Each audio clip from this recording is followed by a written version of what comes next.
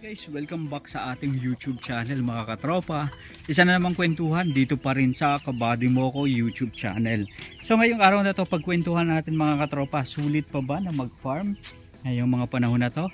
Well, tayo may alagang baboy, may alagang manok, at meron din tayong binubuong project na pwede sigurong maging profitable sa mga susunod na taon, sa mga susunod na pagkakataon. Pero mga katropa, sa farming kasi talagang kailangan meron kang aim, meron kang goal na gustong ma-achieve para at least maisabuhay mo. Kasi kung nakikisunod ka lang sa uso, then medyo mahirap yata yun mga katropa. Silipin natin itong 45 days chicken mga katropa. So ito ay pang 11 days ng mga alagang manok, at ito nga yung 10 piraso na nabili natin yung mga nakaraang araw. Pero ngayon mga katropa, sobrang lalaki na nitong mga manok na ito, and ilang mga days na lang talagang mag-grow na to, and pwede na rin siguro itong ibenta at pagkakitaan mga katropa. So masaya ang pakiramdam kapag taga-alaga mga katropa ng manok na katulad nito, kasi iba yung saya na mararamdaman mo na nakikita mong lumalaki at nagbabago yung mga alaga mo. Ibig sabihin talagang nakikita mo yung changes sa kanilang mga katawan. Yun lang nga, mararamdaman rin natin mga katropa yung paggastos, di ba? Kasi katulad nito mga katropa, sa kahit na simpleng kulungan lang etong ginawa natin na DIY, gumastos pa rin tayo mga katropa. Hindi dito nga sa bawat isang manok na binili natin, gumastos rin tayo ng 55 pesos sa bawat ulo ng manok na ito. Maliban dyan, bumili rin tayo ng patukaan na 80 pesos, and yung painuman nila mga katropa na 70 pesos. So ito naman mga katropa, yung pagkain nila, bumili rin tayo mga katropa, at ganoon na rin siyempre sa pag-aalaga ng ganito, yung mga multivitamins. Ang kagandahan lang mga katropa, habang tumatagal, natututo tayo kung ano ba ang dapat gawin sa mga alaga na katulad nito. So ito naman mga katropa, yung puno ng mangga na nabili natin, grafting. Ayan. So ito mga katropa is papaya mango. Ayan. So at least lumaki na siya, and ilang mga buwan na lang siguro at pwede na itong itanim mga katropa sa directly sa lupa. Pero ang sabi nila is namumunga itong puno ng mangga na to ng kahit mababa lang, talagang marami kung mamunga, at hindi siya masyadong tumataas at lumalaki ng gusto. So pwede siyang ilagay mga katropa sa mga drum. Tayo nagpo-focus kasi gusto rin natin magkaroon ng mangga farm later on sa mga susunod na mga pagkakataon. Sa katunayan, may in-order na tayo ng mga bagong mangga mga katropa, and excited na ako na dumating yun dito sa ating farm. So may in-order tayo na Australian mango, meron din tayong Guimaras mango, yung Elena mango, meron din tayong in-order mga katropa na yung galing sa Japan. Ayan, yung egg of the sun na tinatawag nila, Miyazaki mango, yung pinakamahal na mangga in the world. Ayan, so excited tayo na makita yan mga katropa. And meron din tayong isa pang mangga, maliban sa Carabao mango, meron pa tayong isang in order mga katropa. So once na dumating yan, ipapakita natin sa inyo. So yun yung nakaka-excite dito mga katropa, laging maraming mga bago at saka mga changes na nangyayari. Ito naman mga katropa, tinanim natin kanina, at ayun pa. So ito yung puno ng kalamansi. So ito naman tanim ng kapitbahay natin, mga sili. Ayan, pwede nang ito pang sausawan. At ito naman mga katropa is mga sili na pwedeng pang sigang. Ayan, so tanim yan ng kapitbahay natin dito. Ito nga, hinog na itong isa. So dito naman mga katropa is may project tayong ginawa. Sa likod ng ating babuyan, may project tayong ginawa. Etong puno na to, nakita natin dun sa mga city.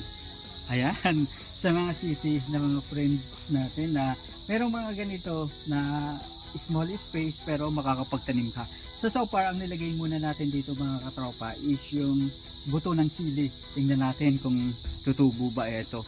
So, basta nagagandahan lang akong tingnan na may ganyan-ganyan. Ayan. Diba? Ayan. So, yan yun mga katropa. Galing dito sa ating babuyan sa entrance, pagpunta mo naman dito sa likod, ito yung makikita natin mga katropa. So, meron ditong mini forest. Ayan. So, nakaka-relax. Ayan yung mga huni ng mga kuliglig. Ayan. And dito, makikita natin yung mga sili at yung iba pang mga pananim doon mga katropa. So, may mga saging. Ayan. So, tulad ng sabi ko, yung mangga. Doon tayo na-excite para at least sa susunod, dito na natin mag-expand na papunta doon. So, dito naman tayo sa, ayan, dito sa mga baboy. Ayan, ito. Pagod na pagod ng kumain na itong baboy na ito mga katropa, yung large white natin na alaga. At syempre, yung landrace naman, ayun, bundat na. Talagang sobrang pagod kakakain mga katropa. So ito yung dalawa nating alaga dito. Ayan, makikita nyo. Pinapakain natin yan ng pigrolak, yung large white natin na baboy. Nandito nga, bundat na bundat, itong landrace natin na pinapakain naman natin ng bimig. So ito yung farm life mga katropa.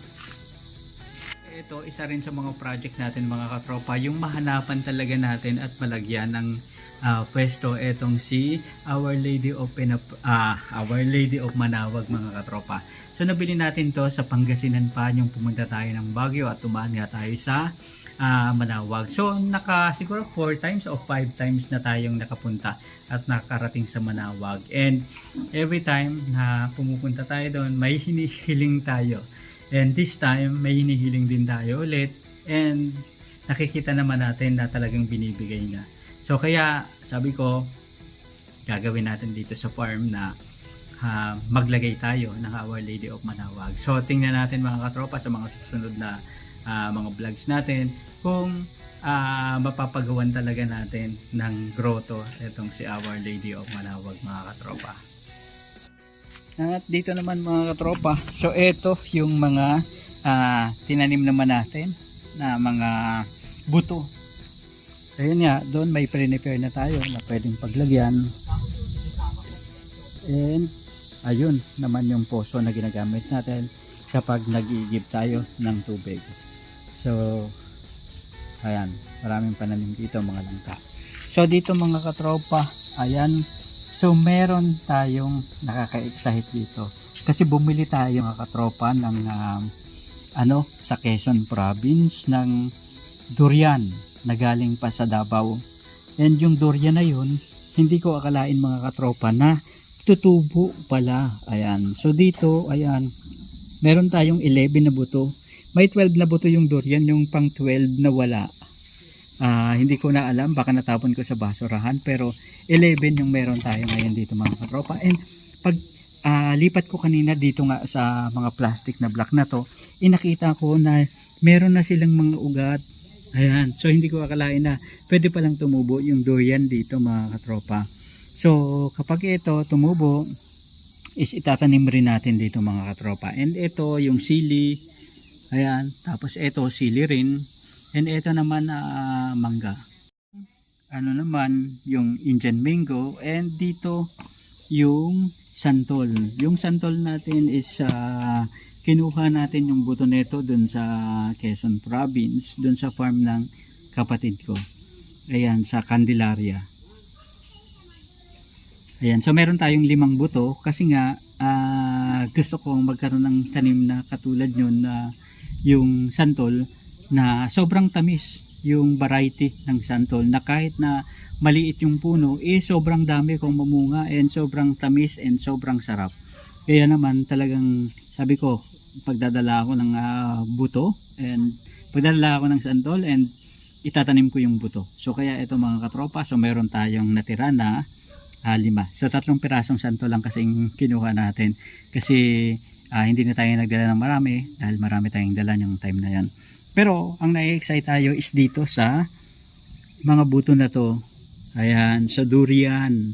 So kung yung durian kilala yung Davao, bakit hindi rin dito sa Bicol, di ba? So ibig sabihin nito, once na tumubo to, ayan, pwede natin itanim mga katropa. And ito naman yung nabili naman natin na mga ratan. Ratan ang tawag nila mga katropa sa Baguio. Pero bilog siya na kakaiba. And pwedeng ihalo na pangsigang yung fruits niya kasi maasim-asim na matamis. Ayun. So kakaiba yung lasa niya as compared sa iba na mga prutas. So dito natin siya nilagay, hindi ko alam mga katropa kung tutubo. Parang mga ano yung buto niya, nakakatuwang tingnan kasi kakaiba yung shape.